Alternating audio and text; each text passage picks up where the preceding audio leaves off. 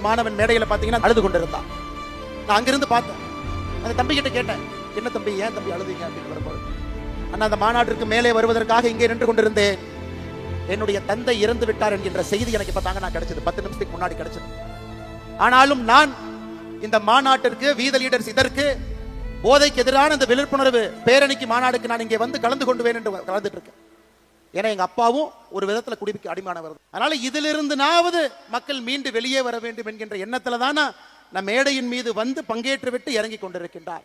இதை பார்த்த பிறகு இந்த மனிதன் அல்லவா தலைவன் என்கின்ற எண்ணம் நமக்கு வரலீங்களா? எப்படிப்பட்ட ஒரு தலைவன் ஒரு துயரமான நேரத்தில் மேடையில் நின்று கொண்டிருக்கின்றார்.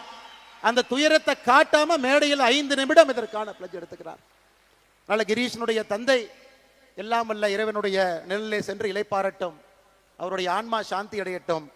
கிரீஷ் இன்னும் வலிமையான ஒரு பெரிய தலைவராக தமிழ்நாட்டு மக்களுக்கு பல விதத்தில் பணியாற்றுவதற்கு ஆண்டவன் அந்த வாய்ப்பை கொடுக்கட்டும் என்று எல்லாம் வல்ல இறைவன் இந்த நேரத்தில் வேண்டிக்கிறோம்.